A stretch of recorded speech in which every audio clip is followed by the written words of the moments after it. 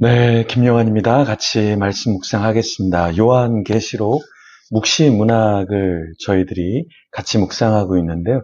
묵시문학은 조금 어렵습니다. 왜냐하면 이게 상징적인 것이 있고 미래적인 내용이기도 하고 또 어려운 용어, 알지 못하는 요한이 봤던 어떤 환상을 글로 풀어내려고 하다 보니까 굉장히 어려운 부분이 있습니다. 그런데 요한계시록 묵시문학을 해석할 때 그 방법을 좀 오늘 다시 한번 정리를 하겠습니다. 첫 번째는 뭐냐면 과거적 해석법이라는 거예요.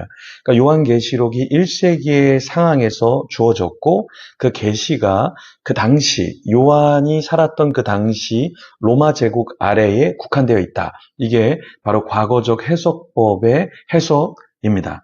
예수의 신부 알카자 이 사람이 주도했는데요. 과거주의적으로 해석하면 로마 교황이 적그리스도가 되는 그런 요소가 없게 되니까 이것을 주장했던 것이죠. 두 번째, 미래적 해석법인데요. 교회사 초기부터 교부들이 가장 먼저 사용한 방법이기도 합니다.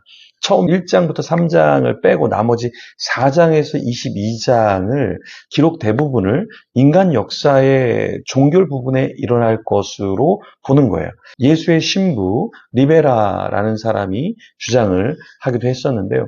미래주의적인 해석으로 하니까 역시 어떤 해석이 나오냐면 그 당시 로마 교황이 적그리스도가 될 일은 없었겠죠. 그래서 이런 배경도 있다라는 것을 아시면 좋고요.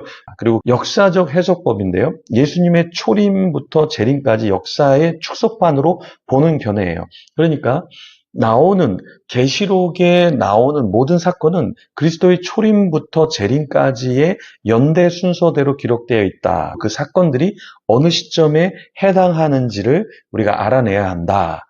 이렇게 하면서 재림 날짜도 그러면 문제없이 알아낼 수 있다. 이렇게 보기도 한 겁니다. 수많은 종교 개혁자들이 이런 해석을 따랐고요. 초대교회부터 마지막 시대에 이르기까지 기독교 역사 속에서 성취되었다. 이렇게 보는 견해인데요. 그래서 이 견해는 그리스도와 사탄 사이의 대전쟁의 역사다. 이렇게 봅니다. 그리고 네 번째 견해는 무엇이냐면 세대주의적인 해석법이에요. 이 세대주의는 7세대로 나눠요. 그래서 무죄세대, 타락 이전, 그리고 양심세대, 타락부터 노아까지, 그리고 인간 통치세대, 노아부터 아브라함까지, 언약세대, 아브라함부터 모세까지, 율법세대는 모세부터 그리스도까지, 은혜세대는 6번째, 교회시대라 이렇게 보는 거예요. 그리고 7번째는 왕국시대, 천년왕국시대로 이렇게 이야기합니다. 이렇게 7번째인 이 세대가 천년왕국 시대라고 하는데요. 이 시대 전에 7년대 환란이 있는데요. 그 전에 믿는 자는 휴거된다. 그리고 천년이 지난 뒤에 사탄이 풀려나게 된다. 이런 해석을 하는데요. 존 넬슨 답이라는 사람이 세대주의 창시자로 이런 해석을 했고요. 여전히 한국교회 안에는 굉장히 많이 이런 해석이 난무하고 있습니다. 그리고 또 하나 우리가 일반적으로 이제 받아들이는 것 중에 하나는 영적 해석법이에요. 그러니까 이 내용이 문자적으로 실현된다고 보지 않고 다만 하나님께서 인류 역사에 대해서 행하시는 원리, 이것을 말하는 것이다 라고 보는 거예요. 그래서 하나님께서 어떻게 여러 시대를 통해서 인간 구원의 역사를 주관하고 계시는가, 그것을 진술한다, 이렇게 본 것이죠. 초대교회 교부들, 이런 사람들이 이런 해석법을 따랐고요. 그래서 요한계시록을 볼 때 이런 해석 접근법을 알면 우리가 조금 도움을 받을 수 있다.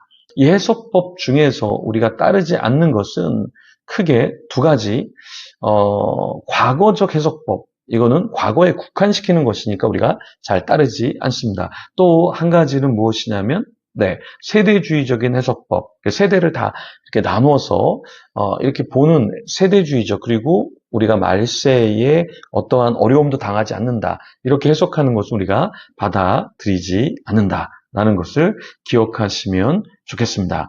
그러면 오늘 본문에 어떤 내용이 들어가 있는가라고 보면 요한계시록 11장 7절에서 9절 말씀을 같이 보면 이런 내용이 있습니다. 그들이 그 증언을 마칠 때에 무적행으로부터 올라오는 짐승이 그들과 더불어 전쟁을 일으켜 그들을 이기고 그들을 죽일 터인즉 그들의 시체가 큰 성 길에 있으리니 그 성은 영적으로 하면 소돔이라고도 하고 애굽이라고도 하니 곧 그들의 주께서 십자가에 못 박히신 곳이라. 백성들과 족속과 방언과 나라 중에서 사람들이 그 시체를 사흘 반 동안을 보며 무덤에 장사하지 못하게 하리로다. 두 증인들이 증언을 마칠 때 어떤 일이 일어났죠? 무적행으로부터 올라오는 것이 있는데 그게 짐승이죠. 그 짐승이 전쟁을 일으켰습니다. 두 증인들을 이기고 그들을 죽였어요. 두 증인들의 시체가 큰 성 길에 있었습니다. 여기 짐승은 어떤 존재일까요? 짐승은 헬라어로 데리온이라는 것인데요. 여기에 특이한 점은 관사, 토가 붙어 있다라는 거예요. 이건 적그리스도를 의미한다라고 볼 수 있습니다. 이 짐승이 요한계시록 13장과 17장에도 언급이 되는데요. 적그리스도, 짐승 이렇게 보시면은 되겠고요. 두 증인들이 죽어 큰 성 길에 있다라고 하는 것은 어떤 의미일까요? 그 성은 영적으로 하면 소돔이라고도 하고 애굽이라고도 우리가 볼 수 있는데요. 곧 그 두 증인들이 십자가에 못 박히신 곳이다. 이렇게 우리가 볼 수 있습니다.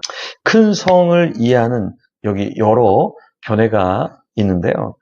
증인들이 적그리스도의 공격을 당하여 죽임을 당한 것을 가리키는 것 이렇게 볼 수 있고요.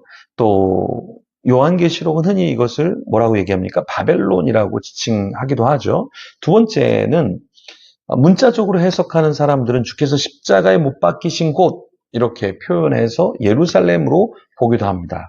또 다른 해석은 문자적인 예루살렘 이상의 의미를 지닌 것이다 이렇게 보기도 하고요. 또 네 번째로는 그 성을 영적으로 소돔과 애굽에 비유하는 것은 단지 한 성이 아니라 큰 성은 단순히 시간과 공간을 초월하여 하나님을 대적하고 그의 백성을 핍박하는 장소다 이렇게 볼 수 있다라고 해석을 합니다. 그래서 여러 가지로 이것이 해석이 되는데요. 그래서 이 계시록을 딱 하나다 이렇게 말하면 굉장히 쉬울 것 같지만 그렇게 되면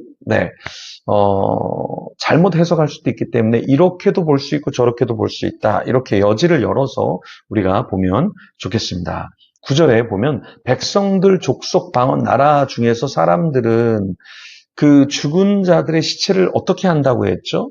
사흘 반 동안 무덤에 장사하지 못하게 한다. 이렇게 이야기했습니다. 그래서 죽었지만 바로 장사하지 못하게 하는 끔찍한 일이 벌어진다라는 것이죠. 하나님을 증거하다가 죽을 수 있습니다. 나 자신은 어떤 믿음의 삶 가운데 고통당하고 그러면서 하나님을 끝까지 드러낼 수 있을까요? 우리가 좀 죽는 자리, 어려운 자리에 들어가면 어때요? 벗어나고 싶죠. 그리고 피하고 싶죠. 그리고 외면하고 싶어요. 그런데 때로는 우리가 그런 자리에 있을 때 끝까지 인내할 때 그리스도를 드러내고 주님을 드러낼 수 있다라는 것입니다. 우리의 삶의 자리, 내가 일하는 곳, 공부하는 곳, 살아가는 곳, 가정주부는 가정에서 일할 때 우리는 그 모든 것을 피하고 싶지만 피하는 것이 중요한 것이 아니라 그 자리에서 인내하고 주님을 드러내는 것이 더 중요하겠죠. 우리가 오늘 하루도 아직은 말세가 오지 않았지만 나에게는 개인적으로 어려움이 있을 수 있잖아요. 그것을 견뎌내되 주님을 드러내는 그 자리까지 그러한 삶의 모습까지 보이는 저와 여러분이 되기를 소망합니다. 그런 자 되도록 같이 기도하며 주님 앞에 나아가겠습니다.